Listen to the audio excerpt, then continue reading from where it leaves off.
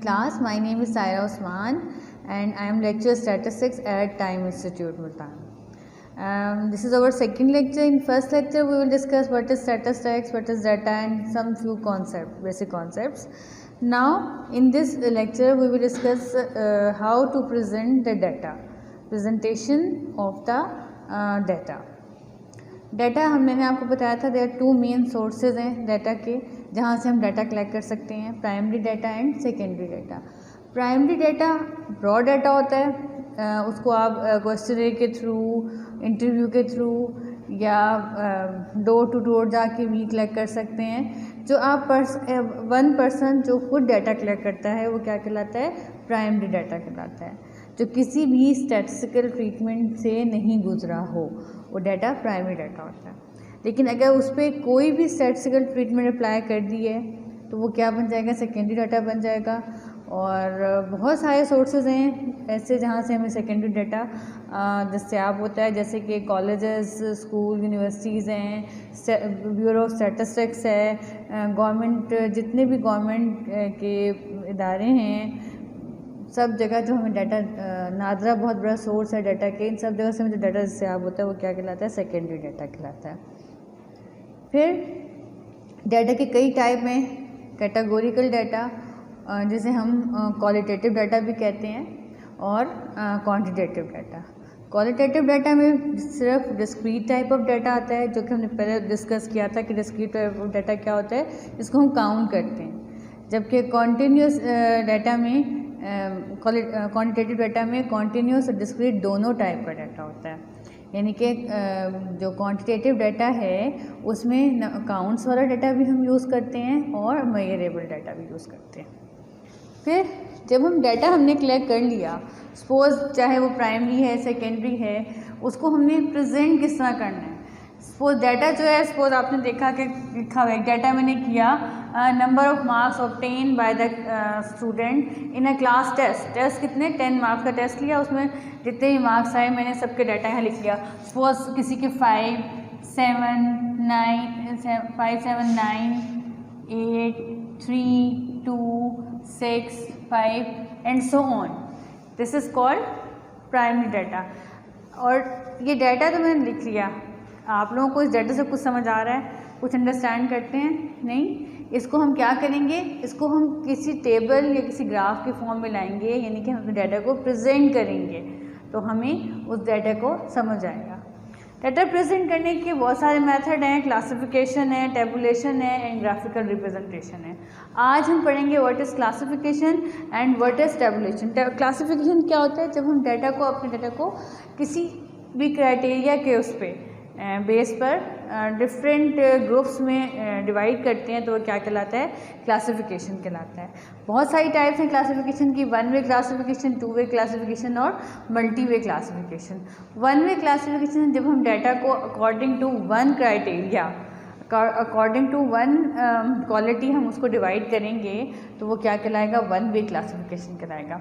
लेकिन अगर हम डाटा को मोर देन वन यानी कि 2 वेज में करते हैं, सपोज आपकी क्लास है, अगर मैं आपकी क्लास को डिवाइड करती हूँ अकॉर्डिंग टू योर हाइट्स तो वो क्या कहलाएगा? 1 वे क्लासिफिकेशन. और अगर मैं आपकी क्लास को हाइट एंड वेट दोनों के अकॉर्डिंग क्लासीफाई करते हैं तो वो क्या कहलाता है?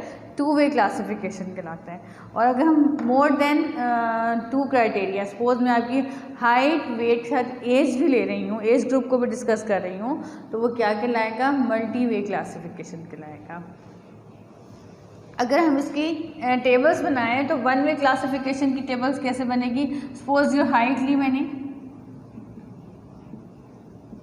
आपकी हाइट है suppose 4 to 4.5, 4.6 to 4.9, 5 to 5.5, 5.6 to 5.9. ये मैंने हाइट. तो ये आप आपके नंबर ऑफ स्टूडेंट्स क्लास के आ जाएंगे.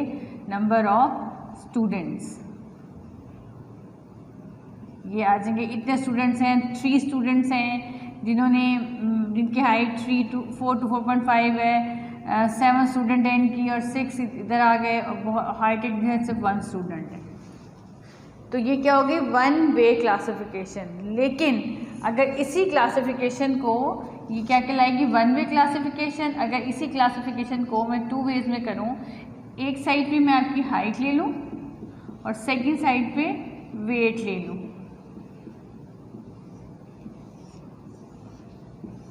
अब आपकी हाइट तो यही रहेगी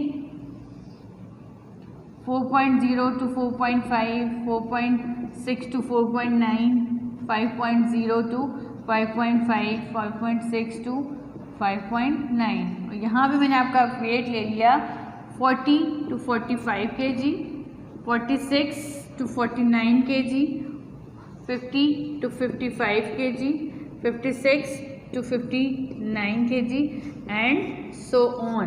तो ये इस टाइप की क्लासिफिकेशन क्या कहलाएगी, टू वे क्लासिफिकेशन कहलाएगी, क्योंकि हम अकॉर्डिंग टू वेज हम इसको क्या कर रहे हैं, क्लासीफाई कर रहे हैं। सपोज एक पर्सन है, उसका वेट 46 to 49 के दरमियान है और उसकी हाइट 5.5 है, तो उसके लिए हम क्या कहाँ क्लासीफाई करेंगे, इधर क्लासीफाई करेंगे।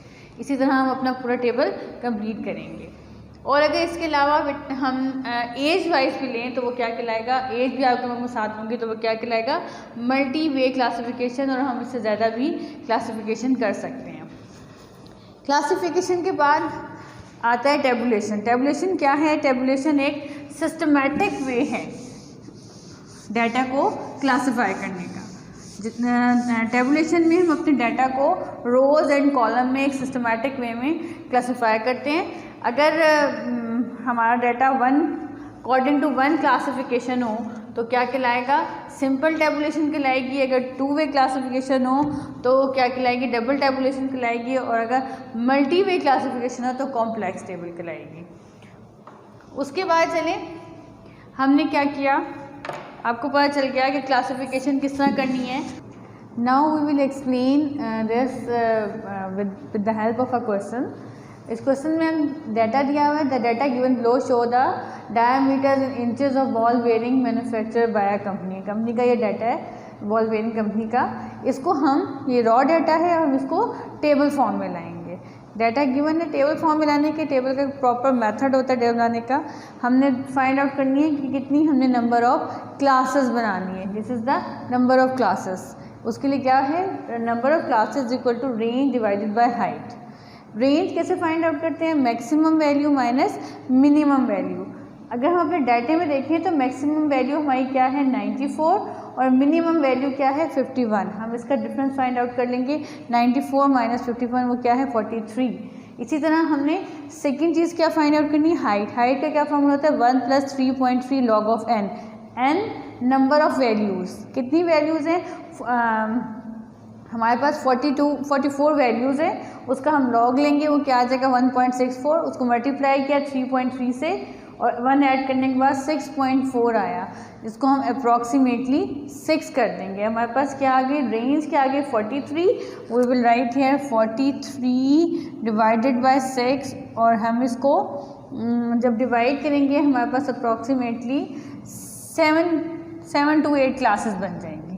7 to 8 क्लासेस हमारे पास बन जाएंगे। Now look at the board, how we make the classes. First value is 51 और हमने कितने का डिफरेंस लेना है, हाइट कितने की है हमारे 6 की है, हम 6 की हाइट ले रहे हैं। 51 से स्टार्ट करेंगे, 51, 52, 53, 54, 55, 56। This is our first class. हम ये क्या कहलाती है लोअर क्लास बाउंड्री, और ये क्या कहलाती है अपर क्लास बाउंड्री। हम लोअर क्लास बाउंड्री को भी उसमें ऐड करेंगे और अपर क्लास बाउंड्री को भी।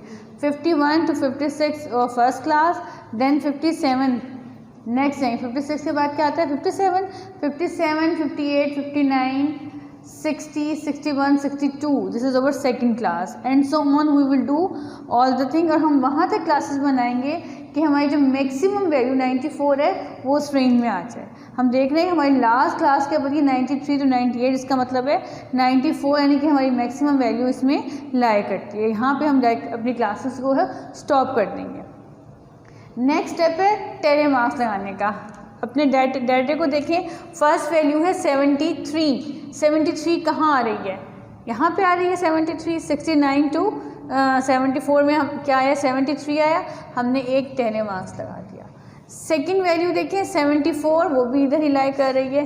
देन 84, देन 64, देन 72, 72 कहाँ आ रही है, यहीं पर, then again 84 and then 74. Now 48,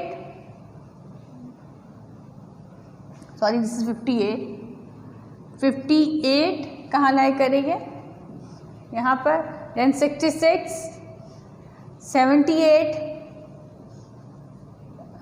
84, 61 यहाँ पे लाई करेंगे, देन अगेन 84, देन 83. अब जब 4 लाइन्स हमारी हो जाएंगी, हमने 5th लाइन ड्रॉ करनी होगी तो हमें स्लांट लाइन रखेंगे. इट्स मीन कि ये पूरा 5 का एक पेयर है. एंड सो ऑन हम सारी यहाँ पर टेलीमार्क्स लगा लेंगे. बुशा स्टॉप किएगा, बहुत लंबी वैल्यू होती जी. अब ये सारे हमने टेलीमार्क्स ना ड्रॉ कर लिए. नाउ अब जितने टेलीमार्क्स हैं हम वही उसकी क्या है, फ्रीक्वेंसी है. सपोज यहाँ पे 5 है, हम इधर 5 लिख देंगे. 1 2 3, this is 5 and 5 10 11 12 13 6 9 and 3 and इसको टोटल करें तो टोटल हमारे पास क्या आता है, 44. Now understand how to draw tally marks and how to make frequency. This is called frequency table. After that, some few concepts I will discuss with you. This is cumulative frequency and relative frequency. This is CF is called cumulative frequency and this is relative frequency. अब what we do in cumulative frequency. Cumulative frequency में हम हर class तक देखते हैं कितनी frequency exist हो चुकी है.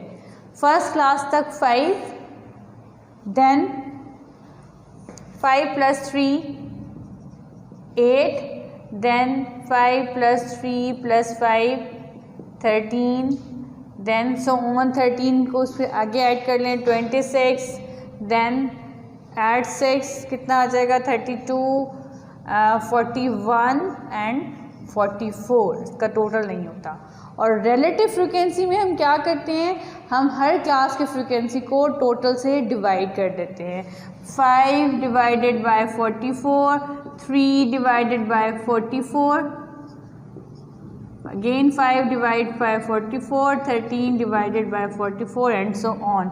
और इसका now we discuss what is class boundary and what is midpoint and how they find out.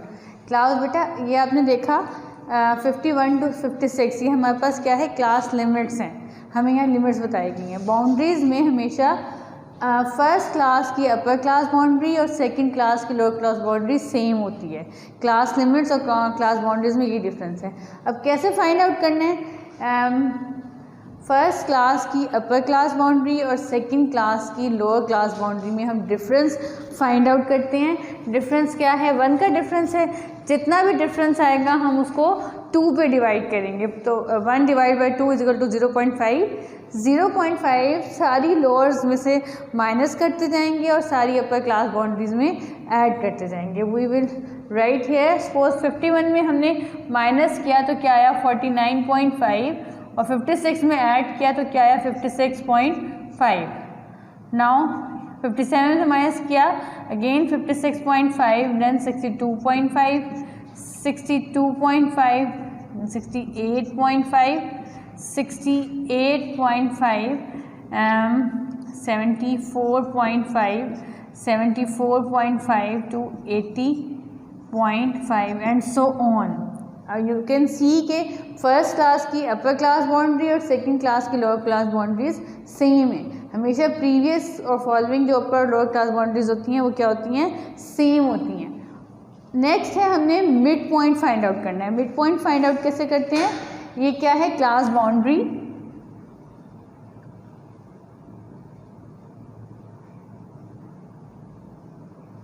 और ये क्या है मिड पॉइंट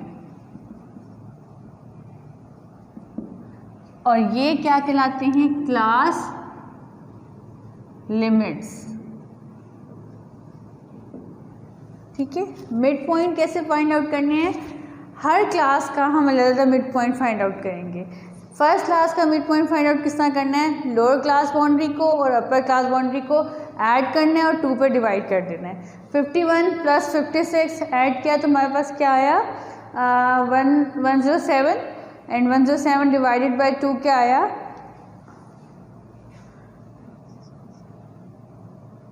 7 है ना, 53.5। नाउ नेक्स्ट इस तरह हम करेंगे 57 प्लस 52 कि जो भी उसका आंसर आएगा उसको क्या करेंगे, 2 पे डिवाइड करेंगे और अपने सारे मिड पॉइंट्स हम फाइंड आउट कर लेंगे। ये तो थे प्रेजेंटेशन ऑफ डाटा में हमने आज क्या किया है, टेबल्स बनाई हैं और टेबल में जो मुख्तलिफ कॉलम्स होते हैं हमने देखा कि वो किस तरह फाइंड आउट होते हैं। इंशाल्लाह नेक्स्ट लेक्चर में हम क्या करेंगे, ग्राफ्स अपने बनाएंगे। अल्लाह हाफ़िज़।